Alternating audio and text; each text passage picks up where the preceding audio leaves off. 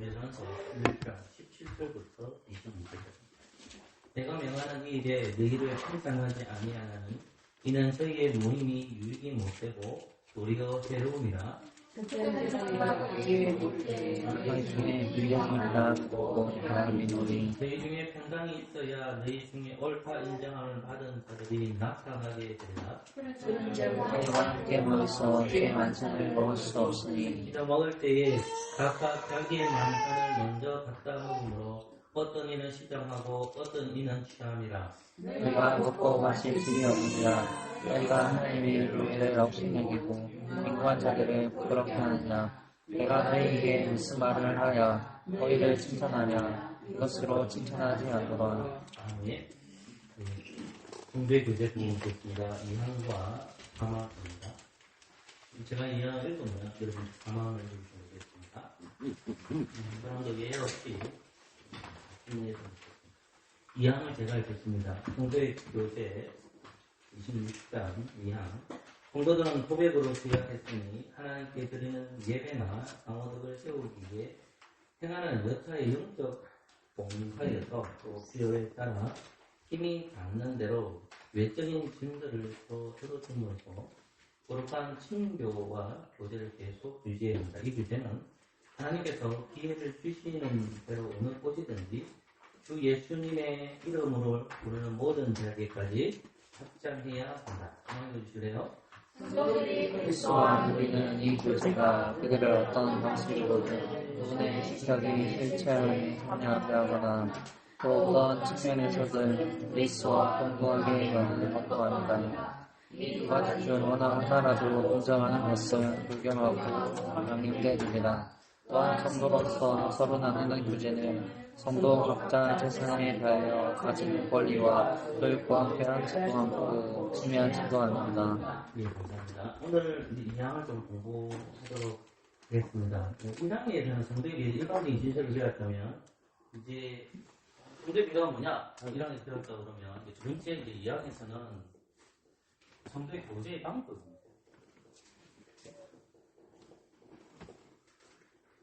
그 하나님과 교회가 교제하거든요. 그 교제하는 것을 가르쳐 예배라고 합니다. 개인적으로 여러분들이 하는 것들 중에서 경건생활이 있을 거잖아요. 하나님과의 수직적 관계 교제하는 것이 긍정입니다. 그리고 그러니까 이제 우선 우리가 예배 생활이 중요하겠죠. 예배를 드리면서 삼일째 하나님과의 영적 교제를 이루시는 거고요. 그리고 개인 경건 생활은 성경 읽기와 기도 생활을 통해서 하나님과 교제, 수직적 관계가 유지되는 겁니다. 그래서 자꾸 내가 책망하는 게 이해해서 미안하지만 우리가 월요일부터 토요일까지 시험 수가 있으면 여러분들이 수요일 같은 경우에는 3일째 우리가 예배를 드리지만 공예배 자체는 주일날 드리잖아요. 그러니까 하나님과 나의 관계가 일주일 동안에 지속되는 것이 요거죠. 요 관계가 계속 이루어져야만 교제가 이루어집니다. 근데 이게 이제 안 된다. 그러면 하나님과 어떤 영적 교제는 약해집니다. 그러니까 이걸 교제를 해야만 항상 이제 세상에서 다양한 사람들을 만날 거잖아요. 그게 수평적 교제 하나 이루어진다고 합니다. 그럼 그 수평적 교제에서 하나님과 교제 안에 수평적 관계에서 믿는 사람도 있고 믿지 않는 사람들이 있거든요. 그러니까 이란을 이해했다면 이제 교제하는 방법에 대해서 이제 이항을 설명하는 거죠. 그러면 이제 이항이 뭐냐면 예배와 직결되어 있다는 것을 우리가 배웁니다. 근데 이제 조금 더 읽었던 거 이제 고린도 11장을 제가 읽었는데 그 부분을 살펴보면서 이항을 보면서 제가 한번 설명해 보도록 하겠습니다. 하나님 성도들은 고백으로서 약했으니 하나님께 드리는 예배나 강호덕을 세우기 하는 여타의 봉사에서 또한 필요에 따라 힘이 닿는 대로 외적인 짐들을 서로 들어줌으로써 거룩한 친교와 교제를 계속해서 유지해야 된다는 겁니다. 지금 이제 살펴보는 것은 상호덕을 세우기 행하는 여타의 영적 봉사에서 되어 있죠. 그러면 예배를 드리기 위해서 서로 간의 협력관계가 있어야 되는데 목사는 말씀을 준비하기 때문에 그 영역에 대해서 최선을 다해야 합니다. 그리고 이제 수평적 관계 안에서 우리가 이제 해야 될 게 뭐냐? 친교와 교제를 계속 유지해야 된다고 하죠. 그러면 믿는 신자들의 관계에 있어서 수평적 관계의 교제를 해야 되는데 그 수평적인 교제 안에서 다양한 사람들이 있다는 거죠. 교회가 있으면 이제 남자도 있고 뭐 여자도 있고 어린이도 있고 뭐 어른도 있고 가난한 사람도 있고 부자도 있고 뭐 여러 가지 나눠지잖아요. 이렇게. 그러면 이제 나눠진다고 할 때에 더 권력을 가진 사람이 있고 권력이 없는 사람들도 있고 이렇게 이제 교회는 이제 다양한 사람들이 이렇게 모여듭니다. 근데 좀 조금 전에 이제 고린도 교회를 보면 12장을 보십시오. 고린도 교회는 이제 큰 문제가 있었는데 성찬의 문제가 커집니다. 이 본문은 조금 해석하기나 난해한 거 있지만 문자를 어떻게 해석을 해보겠습니다. 성찬의 문제가 있었는데 본문을 보십시오. 한 구절만 같이 읽을게요. 20절 말씀을 같이 읽을까요? 시작. 그런즉 너희가 함께 모여서 함께 만찬을 먹을 수 없으니. 아멘. 왜 먹을 수 없느냐? 또 먹을 수 없는 이유가 그들이 19절 말씀에 하게 됩니다. 편당이 있었다라고 하거든요. 편당이. 그러면 고린도 교회에는 여러 파가 있죠. 아볼로파가 있고 베드로파가 있고 그리스도파가 있고 이게 좀 하나도 없는 거 되게 안 나는 제가요. 바울파가 이렇게 나눠져입니다. 그러니까 이제 고린도 교회가 여러 교회가 있겠죠. 그 안에서 서로 이렇게 파별로 다 나눠져 있습니다. 아볼로 설교가 좋고 베드로 좋고 그리스도를 전하는 설교가 좋고 바울이 좋다 이렇게 하면서 문제가 발생하게 되죠. 그 안에서 뭐냐면 11절부터 20절까지 그 말씀은 17절부터 22절까지 말씀은 고린도 교회 안에 부자들이 있는 겁니다. 부자들이 먹을 걸 가져오는데 자기들이 먹고 자기들이 술을 마셔요. 그런데 가난한 사람들은 이제 시장을 못 배고픈 거죠. 그런데 이제 사도 바울 선생님께서 고린도 교회에 뭐라고 얘기하냐면 가난한 자를 없인 여긴 것을 주님은 이렇게 얘기합니다. 그게 좀 우리에게 참 와닿죠. 그 22절 구절이거든요. 22절 말씀 같이 볼래요? 시작. 내가 먹고 마실 길이 없느냐. 내가 하나님의 교회를 없인 여기고 빈곤한 자들을 부끄럽게 하느냐. 내가 너희에게 중서하느냐. 너희를 칭찬하느냐. 이것으로 칭찬하느냐. 결국은 이제 22절 말씀에서 이 말씀이 다가오죠. 내가 하나님의 뭐 됐습니까? 교회를 어찌는지잖아. 그러니까 빈곤한 자를 괴롭히는 것이 수직적 관계를 얘기합니다. 그 수직적 관계가 뭐냐면 하나님을 어찌는 거다 이렇게 얘기하거든요. 그럼 교회 안에는 이 고린도 교회에 언급했듯이 다양한 사람이 있듯이 지금의 교회에도 다양한 사람이 있고 이 가솔교회 안에도 다양한 사람이 있죠. 그죠? 그러면 그 다양한 사람들이 있었을 때에 어떻게 되냐면 가난한 사람이 그 안에서 반드시 있을까요? 없을까요? 반드시 있습니다. 존재합니다. 한 줄만 더 읽어볼게요. 에베소서 볼까요? 5장 1장도 헷갈려가지고 읽어볼게요.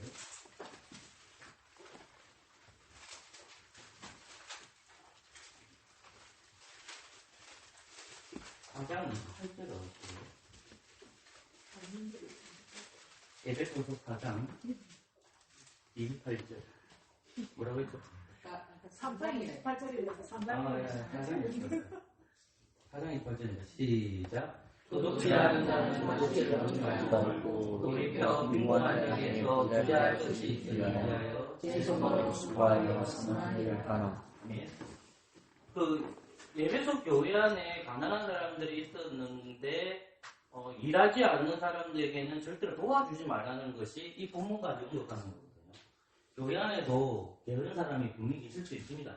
그러면 이 게으른 사람을 어떻게 할 거냐? 일을 할 수 있음에도 불구하고 게으른 사람은 교회가 도와주라면 도와주지 말랍니다. 도와주지 말라는 거예요. 그런데 고린도 교회는 입장이 다른 거예요.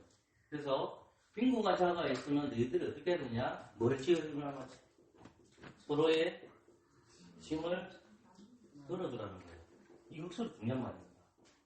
그러면 서로의 짐을 들어준다는 것이 뭘 들어주겠습니까? 재정적인 면도 될 수 있잖아요. 그 다음에 영적인 어려움일 수도 있잖아요. 그럼 교회가 해결해야 될 주점이 뭐냐면 그 재정적인 것과 영적인 어려움에서도 어떻게 해라? 도움을 해달라는 거예요. 그 원리가 예배 안에 있습니다. 그게 뭐죠?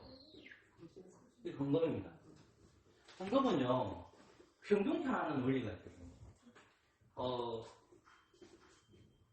그 예루살렘 교회가 굉장히 힘들어졌을 때 안디옥 교회가 헌금을 해가지고 보내거든요. 그게 왜 그러냐면 평등케 하는 원리 때문에 그렇습니다. 그러면 교회 안에서 보환자가 있으면 가난한 자들의 재정적 어려움을 들어주기 위해서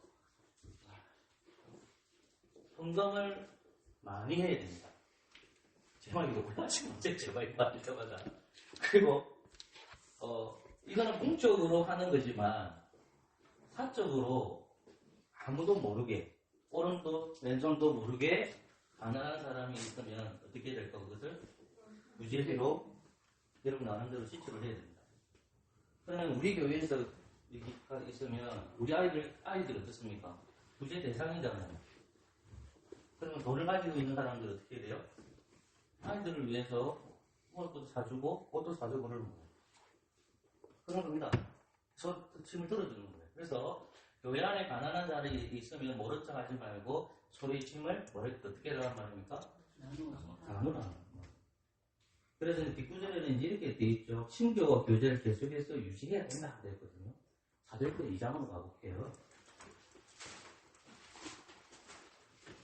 이걸 촬영하는 것 보면 이해가 됩니다. 2장 32절. 괜찮게 읽어볼까요? 42절입니다. 저희가 사도의 가르침을 받아 서로 교제하며 떡을 떼며 기도하게 되자며 치부됩니다. 아멘. 사도행전 2장 42절 그렇게 적혀 있습니다. 사도행전 2장 42절 저희가 사도의 가르침을 받아. 이 사도의 가르침을 받아 서로 교제하고 떡을 떼며 기도하게 되는 이게 예배와 관련되는 거거든요. 그 결과로 어떻게 할까요? 서로 재산을 나누겠죠. 45절 말씀. 다시 읽을까요? 시작. 또 재산과 저희를 사랑하는 시간의 필요를 따라 나누어주고 됐습니다. 그렇게 적혀 있는 거예요. 그래서 다시 사도행전 5장으로 가보여주세요. 미안합니다. 4장입니다. 33절, 34절. 이런 제목일까요? 33절, 34절. 사도의 기도는 것이 예수의 부활의 증거니 우리가 금내여가 그중에 특별한 사람이 없으니 이는 학과 지르는 자는 사람의 것을 없을 기다가 아멘. 35절은 사도들의 발 앞에 두면 저희가 각 사람 틀을 따라 나눠줬다. 사도들이 분배를 했다는 말입니다. 가난한 사람에게. 그러면 똑같이 우리가 예배에 통해서 은혜를 받고 공급하는 그 가운데 가난한 사람이 있으면 그 가난한 사람이 어떻게 됩니까? 공동체 하는 은혜를 해야 되는 거죠. 그럼 재산이 많이 가진 사람들은 교회 안에 가난한 사람이 있으면 어떻게 해야 돼요? 자신이 가지고 있는 헌금을 많이 헌금해야만 어떻게 됩니까? 여러분 가난한 사람이 10만 헌금하고 부자가 10만 헌금하고는 사람들이 보기에는 똑같은 액수이지만은 하나님 보시기에는 부진하려 할 때에 부한 자들은 가난한 자들을 도와주기 위해서 동평가하는 원리를 따라서 헌금을 해라는 거예요. 그것은 공적인 것도 있고 사적인 것도 도와주라는 말이 이항에서 고백되어도 있다는 거예요. 그래서 우리 교제 방법은 영적인 교제도 있지만은 물질적으로 힘든 사람이 있으면 찾아가서 그들과 함께 교제해주라는 것들 연결이 되는 겁니다. 그러니까 뭐 주일학교 선생님이나 목사님 제가 가끔씩 누구에게 밥을 사주는 것을 같이 이제 성도 안에서 교제하기 위해서는 겁니다. 근데 제가 이제 목사님들하고 이렇게 만나서도 목사님들이 찾아오셨는데 저도 이거 한계가 있거든요. 근데 왜 그러냐면 이제 여기는 분들 중에서 늘 저를 만나는데 한 번도 밥을 안 사주더라고요. 그래서 내가 여러 가지 좀 고민이 됐습니다. 그래서 내하고 생각하는 원리가 다르구나. 근데 제가 가지고 있는 것은 아무리 가난하다 하더라도 또 손님이 오면 대접을 해야 되고 대접할 때에 최선을 다해서 대접하는 것은 필요합니다. 지나치게 하는 말이 아니라 그 사람이 왔었을 때에 공정대로 살아가는 것이 우리와 함께 연결되어 있어서 같이 베풀어주고 그것이 필요합니다. 그리고 본교에 찾아오는 손님이 왔는데 그분 보고 밥값 내라고 말할 수는 없잖아요. 그러니까 밥값을 내는 거죠. 그래서 우리 동료님들도 누구 만나면 대접하는 것이 좋습니다. 왜냐하면 예수 그리스도께서 우리를 위해서 비켜줬고 모든 것을 다 희생하셨기 때문에 그렇습니다. 그래서 그 개념을 알면 저희는 잘할 필요가 있습니다. 그거는 잊지 마시고 기억을 해주시고 너무 지나치게 대접은 또 하지 마십시오. 그렇기 때문에 또 가소비가 되니까 적당한 선에서 마시면 될 것 같아요. 또 교회 안에 가난한 자와 교회가 공존한다는 말입니다. 자, 4만가지 읽어볼까요? 다들 자매가 온다. 정신차립시다. 4만가지 읽으세요. 시작. 너희 그리스도와 우리는 비그들과 그들과 떠나시고 꼭내 신격의 실제에 참여하게 하나 또 어떤 측면에서는 그리스도와 공동하게 만드는 것도 아닌가. 이 두 가지 조건을 하나도 공정한 것은 불능하고 망인되니까. 또한 성도로서 서로 누리는 성도 각자 세상에 대하여 가지는 권리와 소유권을 빼앗지도 않고 침해하지도 않는다. 히브리서 1장으로 가볼까요? 이거 하고 이제 마치도록 하겠습니다.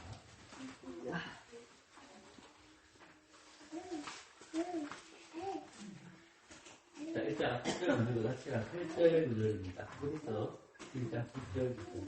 같이 읽을까요? 시작. 아들의 하나님은 하나님이여 주의 부자가 영림하며 주의 나라의 본은 공평한 분이니라. 내가 너희를 사랑하고 불법을 배워하니 그러므로 하나님도 너의 하나님이 즐거운 기름을 내게 주고 내 돈을 주다가 승하게 하셨다 하였고. 우리가 하나님과의 교제를 하게 되는데 우리가 성령님을 통해서 교제를 하니까 우리도 모르게 이제 교회를 신부라고 예수님을 신랑이라고 하고 하나님을 공부로 하나님이라고 하고 교회를 어머니라고 얘기하거든요. 그런데 우리가 알아야 될 게 뭐냐면 나는 우리가 교회가 아닙니까? 우리는 예수님과 연합은 이루어져 있지만 동등하게 되지 않습니다. 이 말은 정말 중요합니다. 왜 그러냐면 예수님 앞에가 성부 하나님이 있죠. 그리고 성령님이 있죠. 이분이 동등한 거죠. 우리가 교제한다고 해서 우리도 요 안에 들어가서 동등하게 하면 우리가 어떤 존재가 되죠? 신적 존재가 됩니다. 그러니까 우리가 성령 안에서 친이라는 말은 나와요. 성령 안에서 여러분들이 신적인 존재가 되는 건 맞습니다. 그러나 그리스도와는 어떻게 됩니까? 동등선 가지고 있다 없다? 없습니다. 우리는 아래에 있는 겁니다. 요 개념을 알아야 돼요. 자, 그 다음에 하나 더 알아야 될 게 뭐냐면 히브리서 제가 좀 읽었던 거 뭐냐면 히브리서 1장에서는 예수님이 누구보다 높다고 얘기할까요? 천사보다 높다고 얘기해요. 나중에 히브리서 계속 읽어보면 뭐가 있냐면 예수님이 또 누구보다 높다고 얘기해요. 모세보다 높다고 해요. 그럼 또 누가 높을까요? 예수님 누가 높다? 우리 예수님 여러분 요구파보다 높다고 얘기합니다. 그럼 또 예수님 또 누구보다 높다고 얘기할까요? 대제사장이 있죠. 이스라엘 대제사장들보다도 높다고 얘기합니다. 히브리서 읽으면 그렇게 나와요. 그러니까 제가 드는 말씀은 뭐냐면 인간이 하나님 앞에 연합이 이루어져 있지만은 우리가 예수님과 동등성상에서 보면 안 됩니다. 예수님이 우리의 신랑이시고 우리가 교회가 신부이지만은 그런 면에서는 가능한데 우리가 신과 같은 존재, 성부와 성자와 성이 동등한 위치에서 올라가면 안 된다. 신의 반대로 올라가서 안 됩니다. 그거 이단입니다. 그렇게 하시면 안 돼요. 요걸 얘기하고 있고요. 두 번째 이제 성도들 안에 있어서의 재물에 대한 사용 설명입니다. 이 항의 사망이 중요한 거예요. 그 사망에서 보면 제가 저번에 사도행전에 여러분들한테 읽었지만은 성도들 간의 재물의 교회를 어떻게 해야 되는 말이 뭡니다. 뒷부분 보세요, 여러분. 같이 읽어봅시다. 또한 성도롭게 읽어볼까요? 시작. 또한 성도로서